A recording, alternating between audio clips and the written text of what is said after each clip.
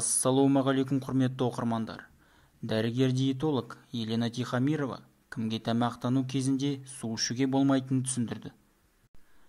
Дәрігердің сөзінше, егер денсаулықта ешқандай ақау болмаса, суды кез келген уақытта іше беруге болады. Дерт болмаса, ас қорыту жүйесі ауыртпалықпен күресіп, тамақты сумен де сусыз да қорытады. Алайда гастрит, панкреатит, холецистит немесе асқазан жарасы асқынған адамдарға тамақтану кезінде су ішуге болмайды. Дәрігердің айтуынша, бұл кезде айрықша диета керек. Ал диета ұстап жүрген адамға суды тамақтан бөлек ішкен жөн.